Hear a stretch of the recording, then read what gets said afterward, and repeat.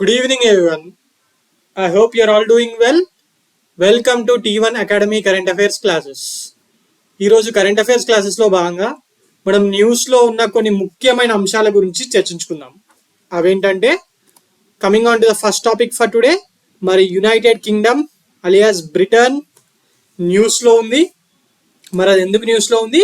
United Kingdom has decided to block extremist Islamist preachers from entering its country. Okay, ఈ Islamic preachers లో కొందరు extremism ని preach చేస్తూ ఉంటారు కదా, మరి వాళ్ళు యూకేలోకి రాకుండా యూకే గవర్నమెంట్ రీసెంట్ గా బ్యాన్ చేయడం జరిగింది. అందువల్లనే యూకే మరి ఈరోజు న్యూస్ లో ఉంది. ముఖ్యంగా ఏ దేశాలకు సంబంధించిన ఇస్లామిస్ట్ ప్రీచర్స్ ని బ్యాన్ చేశారు యూకేలోకి రాకుండా?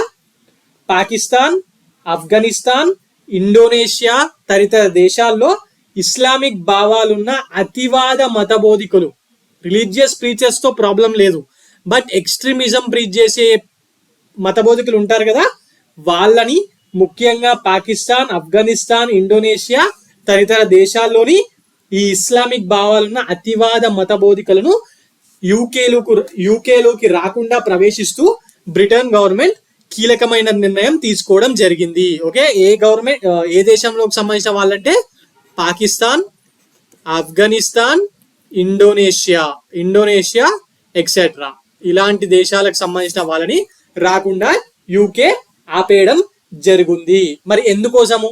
సడన్ గా ఈ డిసిషన్ తీసుకోవడానికి ఏదో ఒక రీజన్ ఉండాలి కదా. సడన్ గా అట్లా తీసుకోరు కదా ఇలాంటి పెద్ద పెద్ద డిసిషన్లు. మరి ఎందుకోసము?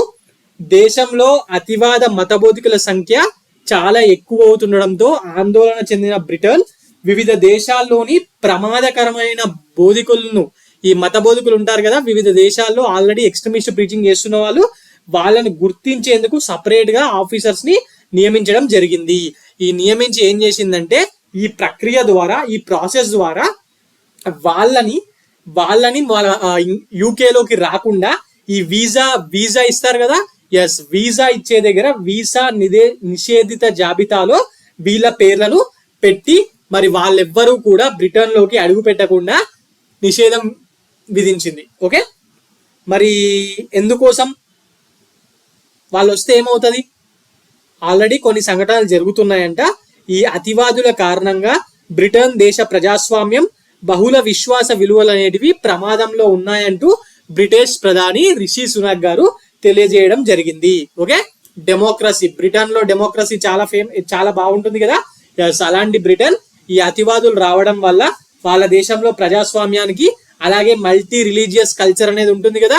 ఎగ్జాంపుల్ రిషి సునాకే, he's a Hindu, but UK is a Christian majority country, still he has become the prime minister of Britain. అది మల్టీ రిలీజియస్ కల్చర్ కి ఒక పర్ఫెక్ట్ ఎగ్జాంపుల్. అలాంటి విలువలు వీళ్ళ వల్ల ప్రమాదంలో పడుతున్నాయని తెలియజేస్తూ బ్రిటిష్ ప్రధాని రిషి సునాక్ ఈ నిర్ణయం తీసుకున్నట్టు తెలియజేయడం జరిగింది. మరి ఇందులో నుంచి క్వశ్చన్ రావచ్చా? 100% వస్తుంది. కరెంట్ అఫైర్స్ లో రావచ్చు, ఐఆర్ లో రావచ్చు, లేకపోతే ఇండియన్ సొసైటీ ఉంది కదా, ఆ సొసైటీలో రిలీజియనిజం, ఎక్స్ట్రీమిజం లాంటి టాపిక్స్ ఉన్నాయి కదా. ఎస్, అందులో భాగంగా these kind of question can be asked. Recently which of the following country has banned the extremist Islamic preacher to entering into its country? Which country? It's United Kingdom. మరి ఏ దేశాలకు సంబంధించిన వాళ్ళని? For especially the religious preachers, extremist religious preachers from Pakistan, Indonesia and Afghanistan. Okay, right. Now some static points about UK capital London, prime minister Rishi Sunak, king మొన్నటి వరకు ఆమె ఉండే, Elizabeth చనిపోయింది, ఇప్పుడు కింగ్ చార్ల్స్ III. వీళ్ళ పార్లమెంట్ ని వెస్ట్ మినిస్టర్ అంటారు. So ఇవన్నీ వెరీ వెరీ ఇంపార్టెంట్ అండి. యూకే మీద ఒక బ్రీఫ్ అండర్స్టాండింగ్ కోసం అవి చెప్పాను. Okay, right. Now coming on to the next topic for today, days. ఈ డేస్ అనేది ఎంత ఇంపార్టెంటో మీకు తెలుసు కదా. ప్రతి ఇయర్ ఎగ్జామ్ లో 100% a question or 2 questions from these important days are being asked. మరి for today's topic is World Obesity Day. World Obesity Day, ప్రపంచ ఊబకాయ దినోత్సవం. ఒబెసిటీ అంటే తెలిసింది కదా, చాలా మంది ఈ మధ్య పొట్టలు వేసుకొనే కనిపిస్తున్నారు. స్టిల్ అశోక్ నగర్ లాంటి ఏరియాల్లో కూడా కూర్చొని స్టడియాలలో కూర్చొని పొట్టలు పెరిగిపోతున్నాయి కదా. మరి వాళ్ళ కోసమే ఈ వరల్డ్ ఒబెసిటీ డేని ప్రతి సంవత్సరం నిర్వహిస్తున్నారు.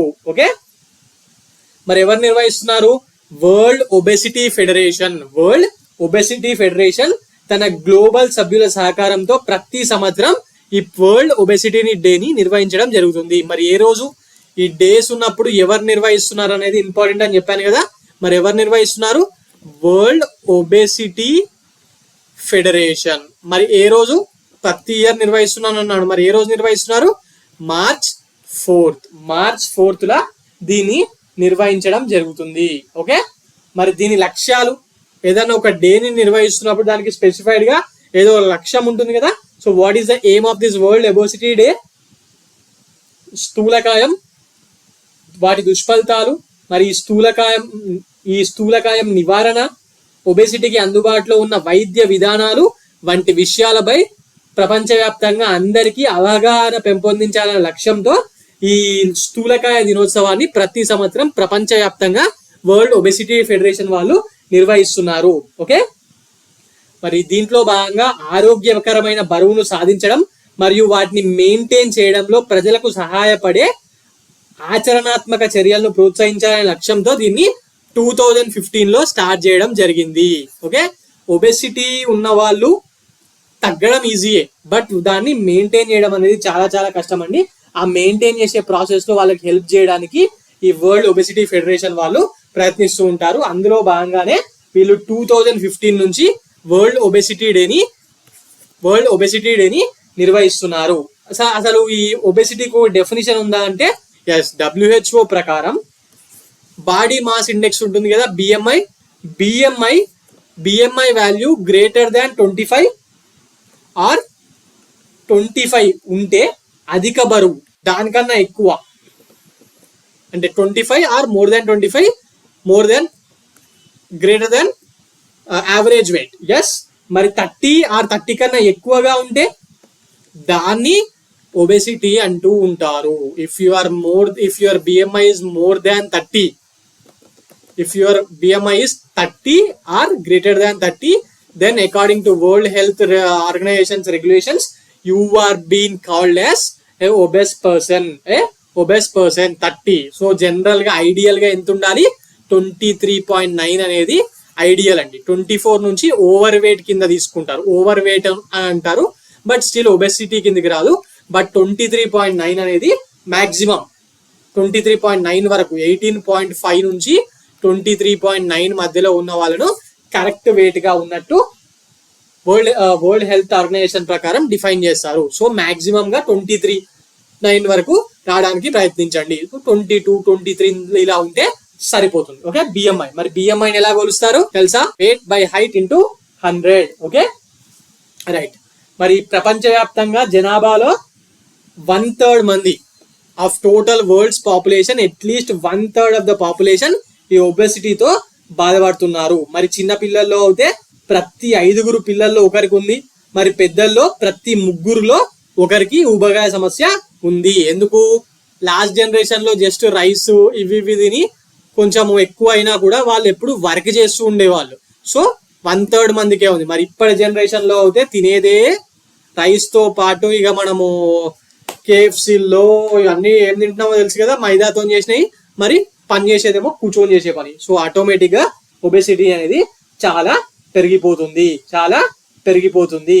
మరి ఈ ఊబకాయం ఆ ఒబెసిటీ వల్ల hyper tension, diabetes, fatty liver సమస్య, గాల్ స్టోన్స్, అసిడిటీ, స్ట్రోక్స్, ఎముకల వ్యాధి ఇలాంటివన్నీ వచ్చే అవకాశాలు పెరుగుతూ ఉంటాయట. So guys, please daily at least ప్రతిరోజు 1/2 an hour నుంచి 45 minutes వరకు వాకింగ్ చేయడానికి ప్రయత్నించండి. ఈ సింపుల్ విషయం వల్ల అంటిల్ అండ్ అన్లెస్ మీకు వేరే ఏ డిజీజెస్ లేకపోతే ఒబెసిటీ రాకుండా ఉంటుంది. ముఖ్యంగా థైరాయిడ్ ఇష్యూ లేని వాళ్ళు 30 to 45 minutes daily morning or evening టైంలో వాకింగ్ చేస్తే ఒబెసిటీ సమస్య నుంచి ఈజీగానే తప్పించుకోవచ్చు. Okay, right. Coming on to the exam point of view, world obesity day ఏ రోజు నిర్వహిస్తున్నారు? March 4th. మరి ఎవరు నిర్వహిస్తున్నారు? World obesity federation. మరి ఏ రోజు నుంచి నిర్వహిస్తుంది? 2015. మరి ఎంతకన్నా ఎక్కువ BMI ఉంటే వాళ్ళని ఒబెసిటీ అంటారు, 30 or more than 30. Okay, right. Now coming on to the next topic for today. Suman Kumari, BSF కి చెందిన సుమన్ కుమారి న్యూస్ లో ఉన్నారు. ఎందుకు మనం ఇప్పుడు తెలుసుకుందాం. Okay, Suman Kumari has been appointed as first women sniper of BSF. Snipers అంటే తెలుసు కదా, ఇగో ఇలా దూరంకి వెళ్ళి గన్ పెట్టుకొని ఎగ్జాక్ట్ గా షూట్ చేస్తూ ఉండే వాళ్ళని స్నైపర్స్ అంటారు. ఓకే, మరి BSF that is border security force ఉంది కదా, ఎస్ మన పాకిస్తాన్ తోని మన బార్డర్ ని సెక్యూర్ చేసే ఆర్గనైజేషన్ బార్డర్ సెక్యూరిటీ ఫోర్స్. దాని ఫస్ట్ ఉమెన్ స్నైపర్ గా సుమన్ కుమారి గారు అపాయింట్ కావడం జరిగింది. ఓకే, ఈమె మధ్యప్రదేశ్ లో ఇండోర్ లో ఉన్న central school of weapons and strategies, central school of weapons and strategies లో 8 వారాలు 8 వీక్స్ పాటు ఈ స్నైపర్ కోర్సును పూర్తి చేసి బిఎస్ఎఫ్ యొక్క తొలి మహిళా స్నైపర్ గా రికార్డు సృష్టించిందంట. మరి ఈ కోర్సులో భాగంగా వాళ్ళు ఎంత అయితే మార్క్స్ సాధిస్తారో దాన్ని బట్టి గ్రేడ్స్ ఇస్తూ ఉంటారు. మరి సుమన్ కుమారి గారికి ఇన్స్పెక్టర్ గ్రేడ్ కి ఆమె అర్హత సాధించడం జరిగింది. ఇప్పటి వరకు వాళ్ళ బ్యాచ్ లో 65 మంది ఉంటే అందులో ఆమె ఒక్కామె మాత్రమే ఉమెన్ స్నైపర్. ఓకే, సో ఇందాకే చెప్పాను స్నైపర్ అంటే ఏంటంటే దూరం నుంచి మాటు వేసి శత్రువులపైకి గురి తప్పకుండా కాల్పులు జరిపే వారిని స్నైపర్లు అంటారు. మనం సినిమాల్లో చూస్తూ ఉంటాం, ఈ మధ్య వెబ్ సిరీస్ లో డిఫెన్స్ సంబంధించిన వెబ్ సిరీస్ లో చాలా వస్తున్నాయి. ఓకే రైట్, మరి ఈమె బిఎస్ఎఫ్ లో చాలా సంవత్సరాల నుంచి పనిచేస్తుంది. ముఖ్యంగా పంజాబ్ ఆ ఏరియా ఉంది కదా, పాకిస్తాన్ బార్డర్ పంజాబ్, ఆ ఏరియాలో ఈమె పనిచేస్తా ఉంటుంది. ఓకే, మరి ఈమెతో పాటు నాట్ 65 56 మెంబర్స్ లో ఈమె ఒకరు. మొత్తం 55 మెంబర్స్ బాయ్స్ మెన్ అవుతే ఈమె ఒక్క మాత్రమే ఉమెన్ వీళ్ళ స్నైపర్ రెజిమెంట్ లో. She is from Himachal Pradesh, born and brought up in Himachal Pradesh and works in Punjab. ఇందులో ముఖ్యమైన ఇంపార్టెంట్ పాయింట్ అంటే ఆమె పేరు అండ్ ఆమె she has become the first women sniper of BSF అనే పాయింట్ కూడా very very important. Okay right, now coming on to the next topic for today, that is lac bangles news లో ఉన్నాయి. మరి వాట్ ఆర్ లాక్ బ్యాంగిల్స్ తెలుగులో ఏమంటారు? లక్క గాజులు అంటారు. మరి మన హైదరాబాద్ లో ఓల్డ్ సిటీ చార్మినార్ దగ్గర బాగా దొరుకుతా ఉంటాయి ఈ లక్క గాజులు. మరి దీస్ లాక్ బ్యాంగిల్స్ వీటికి రీసెంట్ గా జిఐ ట్యాగ్ రావడం జరిగింది. ఓకే, జిఐ ట్యాగ్ రావడం జరిగింది. జిఐ అంటే జియోగ్రఫికల్ ఇండికేషన్ ట్యాగ్ కి రీసెంట్ గా లాక్ బ్యాంగిల్స్ ఆర్ లక్క గాజులు from Hyderabad has been selected. Okay, మరి ఇవి ఎక్కడ అమ్ముతారో? ఎక్కువగా హైదరాబాద్ లో తయారు చేస్తానన్నాను. మరి ఎక్కువగా ఎక్కడ అమ్ముతూ ఉంటారు? మన హైదరాబాద్ లోనే ప్రసిద్ధి చెందిన చార్మినార్ దగ్గరలో ప్రపంచ ప్రసిద్ధిగాంచిన లాడ్ బజార్ ఉంది కదా, లాడ్ బజార్. మరి ఆ లాడ్ బజార్ లో ఈ లాక్ బ్యాంగిల్స్ ఆ లక్క గాజులను అమ్ముతూ ఉంటారు. ఆ చుట్టుపక్కలనే తయారు చేస్తూ ఉంటారు.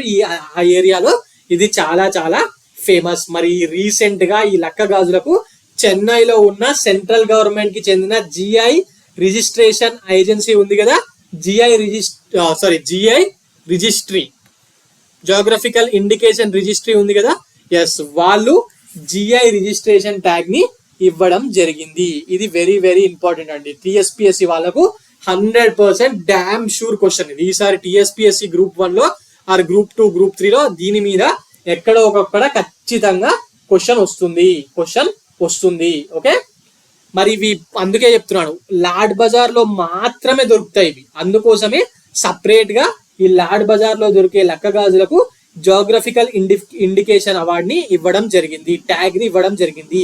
మరి దీనికోసం 2022 లోనే క్రిసాల్ట్ హ్యాండిక్యాప్డ్ ఆర్టిజన్స్ వెల్ఫేర్ అసోసియేషన్ వాళ్ళు అప్లై చేయడం జరిగింది. మరి దీనికి వీళ్లకు సపోర్ట్ గా తెలంగాణ పరిశ్రమలు మరియు వాణిజ్య శాఖ సహాయ సహకారాలు అందించడం జరిగింది. మరి దీనికి ఇచ్చింది ఎవరన్నాను? జిఐ రిజిస్ట్రీ, కేంద్ర వాణిజ్య మరియు పరిశ్రమల శాఖ ఆధీనంలో పనిచేసే controller general of patents, designs and trade marks Hyderabad లోని పాత బస్తీలో ఉన్న ఈ లక్క గాజులకు జిఐ ట్యాగ్ ఇవ్వడం జరిగింది. Ministry of commerce and industries కి సంబంధించిన జిఐ రిజిస్ట్రీ వాళ్ళు దీనికి ఇవ్వడం జరిగింది. ఇందాక controller general of patents, design and trade mark అన్నాను కదా, ఎస్ దాని కిందనే ఈ జిఐ రిజిస్ట్రీ పనిచేస్తూ ఉంటుంది. మరి హైదరాబాద్ లో ఉన్న ఏదైనా ఒక వస్తువుకి జిఐ ట్యాగ్ రావడం ఇదే ఫస్ట్ టైమా? Are there any other things which already have GI tags?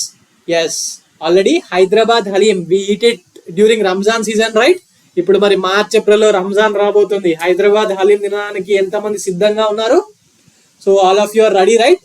Hyderabad haleem. మరి హైదరాబాద్ హలీం కూడా ఆల్రెడీ ఈ జిఐ ట్యాగ్ అనేది ఉంది. మరి తాజాగా ఈ లాక్ బ్యాంగిల్స్ ఆర్ లక్క గాజులకు ఈ జాబితాలో చోటు రావడం జరిగింది. మరి దీంతో దీంతో దీంతో కలిసి మరి మన తెలంగాణ స్టేట్ లో ఈ జిఐ ట్యాగ్ అందుకున్న 17th ప్రోడక్ట్ గా ఇది నిలవడం జరిగింది. 17th, ఆల్రెడీ 16 వస్తువులకు జిఐ ట్యాగ్స్ ఉన్నాయి. మరి ఇది 17th ప్రోడక్ట్, ఇది 17th ప్రోడక్ట్. ముఖ్యంగా ఈ లక్క గాజులు అంటే కొంచెం ఈ రాళ్ళు కనిపిస్తున్నాయా మీకు ఈ ఫోటోలో? ఎస్, ఈ రాళ్ళన్నీ ఉన్నాయి కదా. ఎస్, ఈ లక్క రాళ్ళ గాజులు స్థానిక అంతర్జాతీయ మార్కెట్ లో చాలా ఫేమస్ అండి. లాడ్ బజార్కి వెళ్ళిన వాళ్ళు ముఖ్యంగా ఇవే కొనుక్కొస్తూ ఉంటారు. దీన్ని తయారు చేయడం కూడా చాలా కష్టం అంట. దీన్ని తయారు చేసే ప్రక్రియ కూడా చాలా చాలా క్లిష్టంగా ఉంటుంది. ఈ రేసిన్ పదార్థాలు ఉంటాయి కదా. ఎస్, ఈ రేసిన్ పదార్థాన్ని మంటపై కరిగిస్తే లక్క వస్తుంది. ఆ రేసిన్ పదార్థాలని మంట మీద చాలా సేపు కొలిమి అంటాం కదా మనం. ఎస్, ఆ కొలిమి మీద కరిగిస్తూ ఉంటే ఈ లక్క వస్తూ ఉంటుంది. దీన్ని ఒక వృత్తి ఆకారంగా ఒక రౌండ్ గా మలిచి దానిపైన రాళ్ళు, పూసలు, అద్దాలు ఇవన్నిటిని ఈ హ్యాండీక్రాఫ్ట్ కళాకారులు ఉంటారు కదా, వాళ్ళందరూ వాళ్ళ చేతులతోనే దీన్ని పొదుగుతూ ఉంటారు. మరి కాలక్రమేణా వీటికి చాలా చాలా డిజైన్లు కొన్ని రావడం జరిగింది. మరి ఇది ఎప్పటి నుంచి ఉంది? కొత్తగా ఉందా? లేదు. మొఘల్స్, ఆఫ్టర్ కుతుబ్ షాహీస్ మొఘల్స్ మనల్ని పరిపాలించారు కదా. ఎస్, ఆ ముఘల్ వంశస్థుల కాలంలో ఈ కళ ఉద్భవించడం జరిగింది. అది ఆ రాజ కుటుంబంలో ఉండే మహిళలు ఉంటారు కదా, ముఖ్యంగా నిజాం రూలర్స్ యొక్క వైఫ్స్, వాళ్ళు ఈ బ్యాంగిల్స్ ని చాలా ఎక్కువగా వాడేవారట. మరి ఇప్పుడు వేడుకల్లో, దట్ ఈస్ ఫెస్టివల్స్ లో వీటిని స్త్రీలు ధరిస్తా ఉంటారు. లేటెస్ట్ ట్రెండ్స్ లో కూడా దీన్ని వాడుతున్నారండి. ఇది వెరీ వెరీ ఇంపార్టెంట్. మరి మన డబ్ల్యూలో ఇది వెరీ వెరీ ఇంపార్టెంట్. మరి దీని మీద ఓల్డ్ సిటీ ఆ ఏరియాలో 6000 ఫ్యామిలీస్ ఈ పరిశ్రమ మీదే ఆధారపడి ఉన్నాయంట. మరి ఇలా ఇప్పుడు ఈ జిఐ ట్యాగ్ రావడం వల్ల ఆటోమేటికలీ ఇంటర్నేషనల్లీ దీని బ్రాండ్ ఎక్కువగా పెరుగుతుంది. ఇవి కావాలి అని చెప్పి ఆర్డర్స్ వస్తాయి. మరి దానివల్ల ఈ ఫ్యామిలీస్ అందరికీ ఇంకా పని బాగా దొరుకుతుంది, జీతాలు కూడా బాగా వస్తాయి కదా. మీరు కూడా ఒకసారి చార్మినార్ ఏరియాలకు వెళ్ళినప్పుడు ఈ లక్క గాజుల్ని కొనడానికి ప్రయత్నించండి, చాలా బాగుంటాయి. ఓకే, సో బేసిక్ గా ఈ జియోగ్రఫికల్ ఇండికేషన్ అంటే ఏంటి అని ఫ్రెషర్స్ కి కొందరికి డౌట్ వస్తుంది. అది కూడా ఇక్కడ మనం మాట్లాడుకుందాం. ఫర్ ఎగ్జాంపుల్, ఈ లక్క గాజులు ఆర్ లాక్ బ్యాంగిల్స్ హైదరాబాద్ లోని లాడ్ బజార్ లో మాత్రమే అమ్ముతారని చెప్పాను కదా, అక్కడే తయారు చేస్తారని. సో ఏదో ఒక నిర్దిష్టమైన ఒక సర్టెన్ ప్లేస్ లో మాత్రమే రూపొందించే వస్తువులను అవి ఆ ప్రాంతానికి మాత్రమే చెందిన ప్రత్యేక ఉత్పత్తులుగా ధృవీకరిస్తూ ఈ జియోగ్రఫికల్ ఇండికేషన్ ని ఇవ్వడం జరుగుతుంది. ఫర్ ఎగ్జాంపుల్, బందర్ లడ్డు అంటాం, ఓకే, అది హైదరాబాదీ హలీం అంటాం, రైట్. సో ఇలా ఒక సర్టెన్ ప్లేస్ లో మాత్రమే తయారు చేసే వాటికి ఈ geographical indication tag are GI tag ఇస్తా ఉంటారు. ఓకే, ఈ వీటిల్లో ఈ వస్తువులకు ఉండే లక్షణాలు, వాటి ప్రాధాన్యత, వాటికి కొన్ని కీర్తి ప్రతిష్టలు ఉంటాయి కదా. ఫర్ ఎగ్జాంపుల్, హైదరాబాద్ హలీం అనగానే వావ్ ఫేమస్ అని చెప్పి మాట్లాడుకుంటూ ఉంటారు. వాటి భౌగోళిక మూలాలకు ఆపాదిస్తూ వీటికి ఈ ట్యాగ్ ని ఇవ్వడం జరుగుతుంది. పేరు భౌగోళిక మూలాలు అంటే హైదరాబాద్ లో తయారు చేయడం, ఇలాంటివి, కరీంనగర్ సిల్వర్ ఫిలిగ్రీ ఇలా. Okay, right. సో ఇది వెరీ వెరీ ఇంపార్టెంట్ అండి. లాక్ బ్యాంగిల్స్ మీద జిఐ ట్యాగ్స్ మీద ప్రతి సంవత్సరం ఎగ్జామ్ లో క్వశ్చన్ వస్తుంది. సో ఈసారి కూడా వస్తుంది. మరి ఇప్పటి వరకు ఉన్న 16 వస్తువులు తెలంగాణ నుంచి గుర్తున్నాయా? ఒకసారి చూసుకోండి. నేను అన్ని చెప్పాను కానీ కొన్ని ఇంపార్టెంట్ ఇక్కడ చెప్పడానికి ప్రయత్నిస్తున్నాను. Okay, for the first time Pochampally ikat ఉంది కదా, the first product which has been given GI tag from Telangana is Pochampally ikat. Pochampally ikat was awarded GI tag in 2005. దాని తర్వాత కరీంనగర్ సిల్వర్ ఫిలిగ్రీ ఐటమ్స్ ఉంటాయి కదా, చాలా మంది డబ్బున్న వాళ్ళు వాళ్ళ ఇంట్లలో వీటిని పెట్టుకుంటా ఉంటారు. మరి ఈ కరీంనగర్ సిల్వర్ ఫిలిగ్రీకి 2007 లో ఇచ్చారు. అలాగే చెరియాల్ పెయింటింగ్స్ ఉన్నాయి కదా, చెరియాల్ పెయింటింగ్స్ కి, అలాగే నిర్మల్ కొయ్య బొమ్మలు, నిర్మల్ టాయ్స్ అండ్ క్రాఫ్ట్స్ కి మరియు నిర్మల్ ఫర్నిచర్ కి ఇచ్చారు. ఇందాక మాట్లాడుకున్నట్టు మరి హైదరాబాద్ హలీం కి కూడా ఇవ్వడం జరిగింది 2010 లో. అలాగే గద్వాల్ చీరలు, సిద్దిపేటలో ఉండే గొల్లబామ చీరలు, నారాయణపేటలో తయారు చేసే చేనేత చీరలు, ఇవన్నిటికీ ఇవ్వడం జరిగింది. ఇంకా వేటికి ఇచ్చారు? మన బంగిన్పల్లి మామిడి. బంగిన్పల్లి అనగానే చాలా మంది కర్నూలు డిస్టిక్ అనుకుంటారు, బట్ ఈ మహబూబ్ నగర్ ఈ ఏరియాలో కూడా వీటిని పండిస్తూ ఉంటారు. అలాగే రుమాల్, పుట్టపాక తేలియా ఉంది కదా, తేలియా రుమాల్ దానికి ఇచ్చారు. అలాగే నిర్మల్ పెయింటింగ్స్, అది కూడా నిర్మల్ పెయింటింగ్స్ కి రీసెంట్ గా 2019 or 20లో ఇచ్చారు, ఒకసారి చెక్ చేయండి. నిర్మల్ పెయింటింగ్స్ కి ఇచ్చారు. మరి రీసెంట్ గా ఈ లక్క గాజుల కన్నా ముందు ఒక దానికి ఇచ్చారు, దాని మీద ఆల్రెడీ టీఎస్పీఎస్సీ గ్రూప్ 1 లో మేబీ ఫస్ట్ 1.2లో 2.0లో క్వశ్చన్ ఆల్రెడీ వచ్చింది. తాండూర్ రెడ్ గ్రామ్, తాండూర్ లో పండించే రెడ్ గ్రామ్, ఇది స్పెషల్ గా ఆ ఏరియాలోనే పండిస్తూ ఉంటారు. మరి దీనికి ఇచ్చారు. సో ఈ జిఐ ట్యాగ్స్ అనేది very very very important guys. ఇది చూసుకోకుండా వెళ్ళారంటే ఖచ్చితంగా ఎగ్జామ్ లో ఒక మార్క్ బిస్కెట్ మీకు. Okay, cream biscuit. Right, now coming on to the next topic for today, that is Manayatri app. Manayatri app news లోకి వచ్చింది. మరి ఇది ఎందుకు న్యూస్ లోకి వచ్చిందో మనం ఇప్పుడు తెలుసుకుందాం. మన యాత్రి అందులోనే ఉంది, యాత్రి అని అంటే ఏంటి, యాత్రికుల గురించి మాత్రమే కాదు, అంటే పుణ్యక్షేత్రాలు అక్కడికి ఇక్కడికి వెళ్ళే యాత్రికులకు మాత్రమే కాదు, ఇది అందరి ప్రయాణికులకు పనిచేస్తుంది. మొట్టమొదటిసారిగా హైదరాబాద్ లో 0 కమిషన్ ఆధారిత ఆటో క్యాబ్ యాప్ ఇది. అంటే ఫర్ ఎగ్జాంపుల్ ఓలా ఉంది, ఓలా ఉంది, ర్యాపిడో ఉంది, ఇవన్నిట్లో మనకు ఆఫ్ ఇచ్చిన వీడికి మొత్తం వచ్చే అమౌంట్ మొత్తం డ్రైవర్లకు ఇయ్యడు, కొంచెం కమిషన్ దొబ్బేస్తారు వీళ్ళు, ఓలా వాళ్ళు కానీ ర్యాపిడో వాళ్ళు కానీ. మరి రీసెంట్ గా ఈ మన యాత్రి యాప్ ని హైదరాబాద్ లో ఉన్న టీ హబ్ లో ప్రారంభించారు. మరి ఈ యాప్ ద్వారా బుకింగ్ చేసుకుంటే 0 కమిషన్ అంట. అటు ఆటో వాళ్ళకు మనం ఎంత కడితే అంత ఆటో వాళ్ళకు, క్యాబ్ వాళ్ళకు డైరెక్ట్ గా చేరుతుంది. మధ్యలో బ్రోకర్ల లాగా ఎవరు డబ్బులు తీసుకునే వాళ్ళు ఉండరు. ఓకే, మరి దీని లక్ష్యం ఏంటి, ఈ ఆటో డ్రైవర్లు ఉన్నారు, ఆటో డ్రైవర్లను ఆర్థికంగా బలోపేతం చేయడం, నగర ప్రజలకు సౌకర్యవంతమైన ప్రయాణాన్ని అందించడం ఈ యాప్ యొక్క ముఖ్యమైన లక్ష్యం. ఇది తీసుకురావడానికి ముఖ్యమైన కారణం ఏంటంటే, ఇప్పుడు ఆర్టీసీలో ఆడవాళ్లకు ఫ్రీగా బస్ సర్వీసెస్ అందజేస్తున్నారు కదా, మరి సిటీ బస్సెస్ లో చాలా మంది ఆడవాళ్ళు ప్రయాణిస్తున్నారు. ఇంతకు ముందు ఆటోల్లోను క్యాబులు వాడే వాళ్ళందరూ కూడా ఈ సిటీ బస్ లోకి వెళ్ళడం వల్ల ఈ ఆటో డ్రైవర్స్ అనేది చాలా ఇబ్బందిగా ఉంది వాళ్ళ లైఫ్ గడవడం. అందువల్ల గవర్నమెంట్ వాళ్ళకు సపోర్ట్ గా ఈ మన యాత్రి అనే దాన్ని తీసుకురావడం జరిగింది. ఇదొకటి. ఇంకొకటి, వీళ్ళకు ప్రతి సంవత్సరం 15,000 రూపీస్ స్టైఫండ్ కూడా ఇస్తామని చెప్పి గవర్నమెంట్ రవాణా శాఖ మంత్రి మన పొన్నం ప్రభాకర్ గారు ప్రకటించడం జరిగింది. ఓకే, మరి ఇవి వాడడం, ఒకవేళ మీరు ఎప్పుడైనా ర్యాపిడో కానీ ఇవి బుక్ చేసుకుందాం అనుకున్నప్పుడు మన యాత్రి యాప్ లో నుంచి బుక్ చేసుకోవడానికి ప్రయత్నించండి. ఎందుకంటే మీకు లాభమే, మరి మన ఆటో డ్రైవర్లకు కూడా లాభం ఉంటుంది.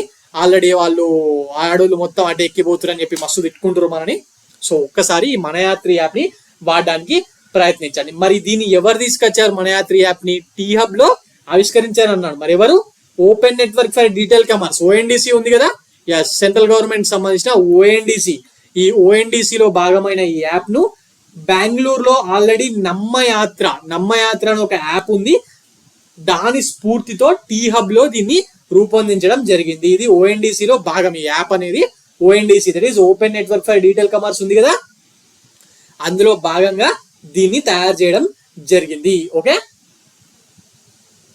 ఆల్రెడీ ఈ యాప్ లో, మన యాత్రి యాప్ లో 25,000+ ఆటో డ్రైవర్లు ఆర్ క్యాబ్ డ్రైవర్స్ వాళ్ళు రిజిస్ట్రేషన్ చేసుకోవడం జరిగిందంట. ఓకే, మరి రాబోయే 3 months లో మినిమం 1 lakh ప్లస్ డ్రైవర్లని ఇందులో చేర్చుకోవాలని లక్ష్యంగా పెట్టుకున్నారు. మరి మన గవర్నమెంట్ రేవంత్ రెడ్డి గారు, పొన్నం ప్రభాకర్ గారు దృష్టి పెట్టి దీన్ని ప్రమోట్ చేస్తే ఆటోమేటిక్ గా డ్రైవర్లు చేరడము, అలాగే ప్రజలకు కూడా పిలుపునిస్తే ప్రజలు కూడా వాడడము చాలా బాగా అవుతాయి. దానివల్ల అటు ఆటో డ్రైవర్లకు ఇటు మనకు కూడా చాలా లాభంగా ఉంటుంది. Okay, now coming on to the concept which is very important for examination. మరి ఎక్కడ స్టార్ట్ చేశారు, టీ హబ్ తో కలిసి రూపొందించి టీ హబ్ లో ప్రారంభించడం జరిగింది. ఓకే, మరి ఇది ఏ యాప్ లో భాగము, ఓఎన్డీసీ లో భాగమైన ఈ యాప్ ను ఆల్రెడీ బెంగళూరులో నమ్మయాత్ర అని చెప్పి స్టార్ట్ చేశారు. అది చాలా సక్సెస్ఫుల్ గా నడుస్తుందంట. మరి దాని స్ఫూర్తిలో టీ హబ్ వాళ్ళు దీన్ని రూపొందించడం జరిగింది. ఇది ఇంపార్టెంట్ పాయింట్. అలాగే మన యాత్రి అనేది పేరు గుర్తుపెట్టుకోండి, ఎందుకంటే question can be asked like this.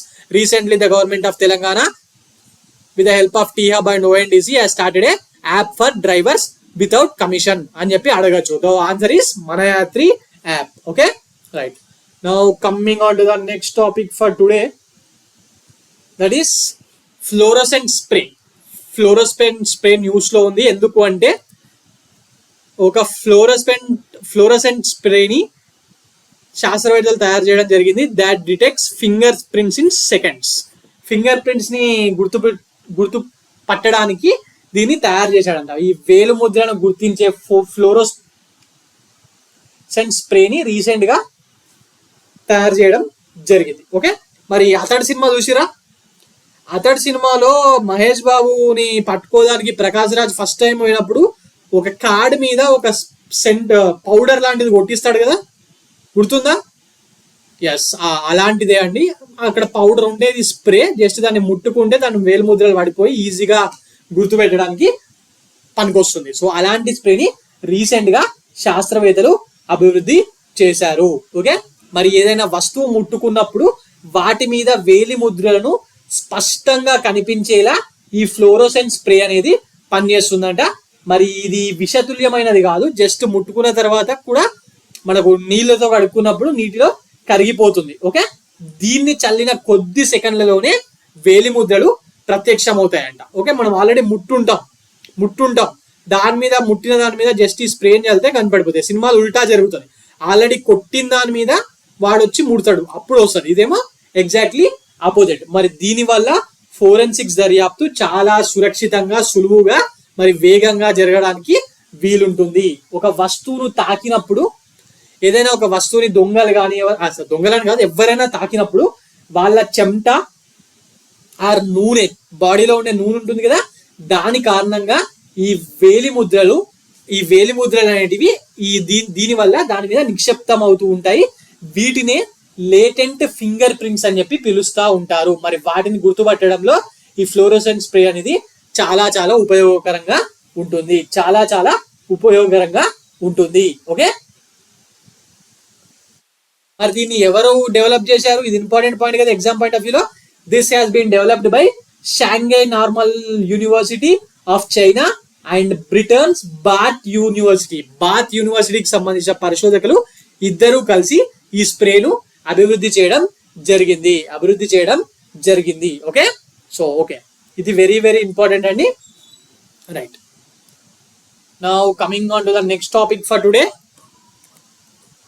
that is the Indian Navy is set to induct MH-60R helicopters into its fleet in March. మరి మార్చ్ లో ఇండియన్ నేవీ వాళ్ళు MH-60 హెలికాప్టర్లని నేవీలోకి ఇంక్లూడ్ చేసుకోబోతున్నారు. హెలికాప్టర్లని మరి మన తెలుగులో ఏమంటారు? కేసీఆర్ గారు ఎప్పుడు వాడుతూ ఉంటారు కదా పదంని, హెలికాప్టర్ పిలవకుండా గాలి మోటార్లు అని చెప్పి పిలుస్తూ ఉంటాడు, అవునా కదా? ఎస్, మరి హెలికాప్టర్ అని తెలుగులో గాలి మోటార్లు అంటారు. మరి ఇండియన్ నేవీ వాళ్ళు ఈ MH-60R హెలికాప్టర్స్ ని వాళ్ళ ఫ్లీట్ లోకి ఇండక్ట్ చేసుకుంటున్నారు. మరి ఎందుకు? రీజన్ ఉండాలి కదా. ఇదే స్పెషల్ గా ఎందుకు?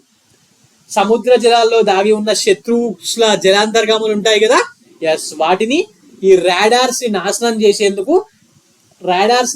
చేసేందుకు ఇది చాలా చాలా ఉపయోగకరంగా ఉంటుందంట. ఓకే, మరి దీనికోసం ఇండియన్ నేవీలో కొచ్చిలో ఉన్న INS గరుడలో ఈ MH-60R సీహాక్ అనే హెలికాప్టర్లను కొన్ని రోజుల్లో పరీక్షించబోతున్నారు. మరి ఇది బయట దగ్గరికి వెళ్ళి కొంటున్నారా? లేదు, వీటి కోసం పూర్తి స్వదేశీ పరిజ్ఞానాన్ని, that is indigenous technology has been used in this. Okay, మరి ఈ సీహాక్ హెలికాప్టర్స్ లో లేజర్ గైడెడ్ రాకెట్స్, అలాగే టార్పిడోస్, మిషన్ గన్స్ ఇవన్నీ ఉంటాయి. ఈ ఫోటోలో చూస్తున్నారు కదా మీరు దాన్ని. ఎస్, మరి ఈ హెలికాప్టర్ ముందు భాగంలో సెన్సార్లు, మెయిన్ గా ఇన్ఫ్రారెడ్ సెన్సార్స్ ఉంటాయంట. అవి జలాంతర్గాముల్ని గుర్తించడము, లేకపోతే ఇన్కమింగ్ క్షిపణులకు సంబంధించిన ఖచ్చితమైన ఇన్ఫర్మేషన్ ని ఇవి గుర్తుపడుతూ ఉంటాయి. అలాగే ఇవి ఒక ఏరియా మొత్తాన్ని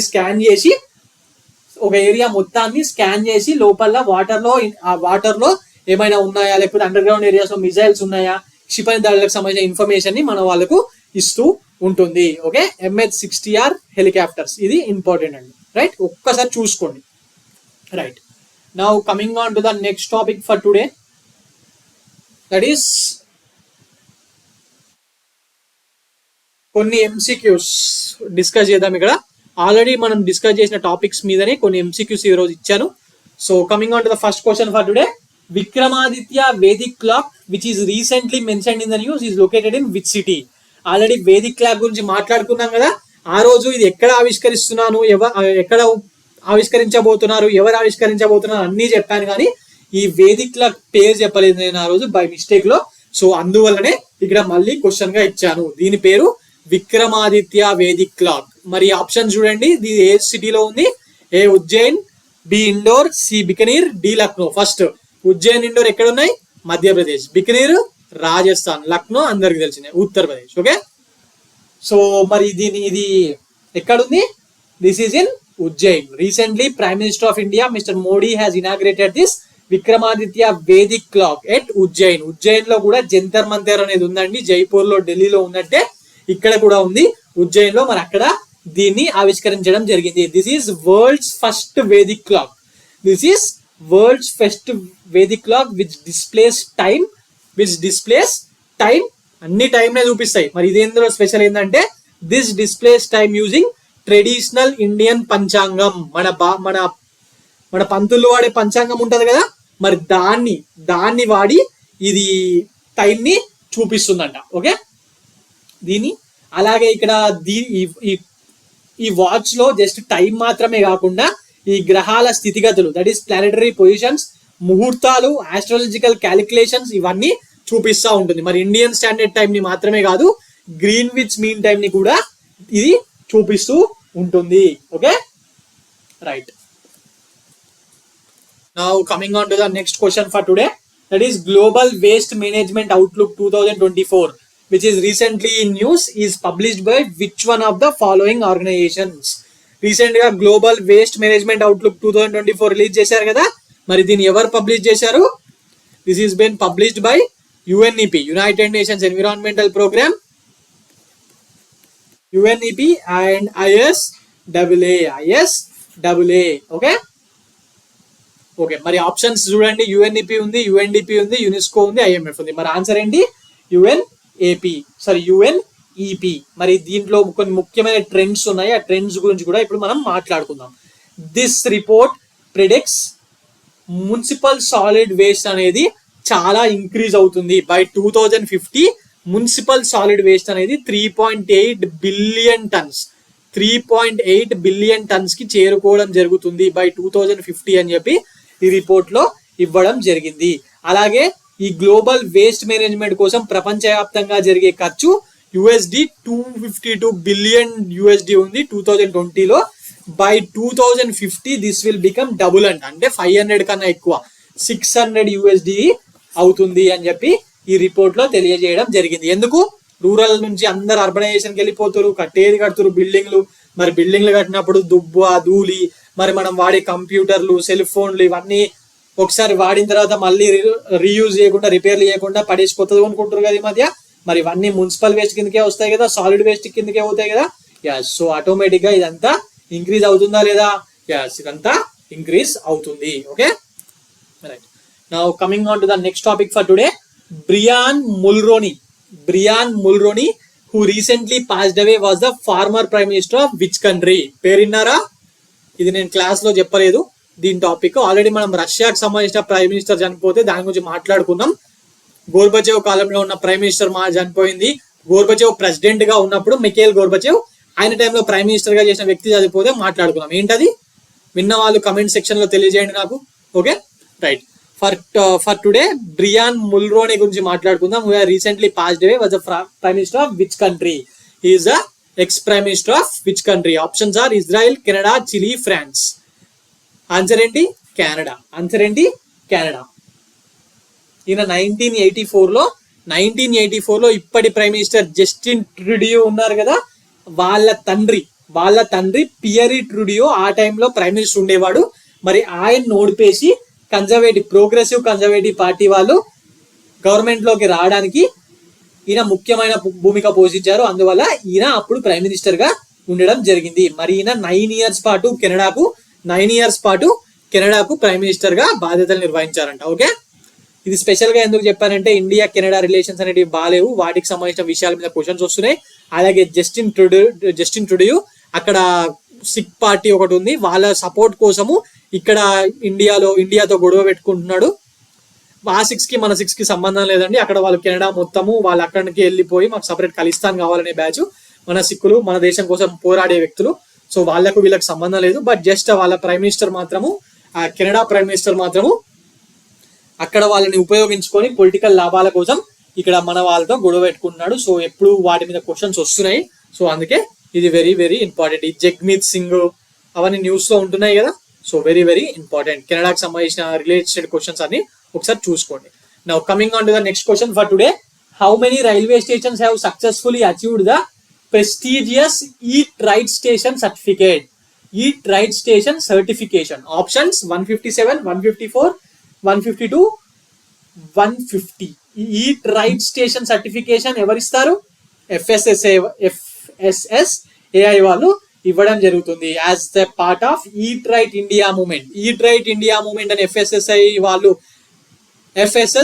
వాళ్ళు స్టార్ట్ చేస్తారు కదా. మరి అందులో భాగంగానే ఈ ఈట్ రైట్ స్టేషన్ సర్టిఫికేషన్ ని వాళ్ళు ఇవ్వడం జరుగుతుంది. మరి దీనికి రీసెంట్ గా 150 railway stations and 6 metro stations కి ఈ గుర్తింపు రావడం జరిగింది.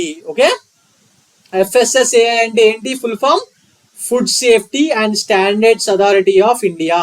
మరి ఏ రైల్వే స్టేషన్లలో అయితే food safety, hygiene, nutrition standards ని అక్కడ అమ్మే వెండర్స్ ఉంటారు కదా అంటే ఆ షాప్ లో వాళ్ళు మెయింటైన్ చేస్తున్నారో మరి ఆ స్టేషన్ కి సర్టిఫైడ్ స్టేషన్స్ గా, ఈట్ రైట్ స్టేషన్స్ గా FSSAI వాళ్ళు గుర్తింపు ఇవ్వడం జరిగింది.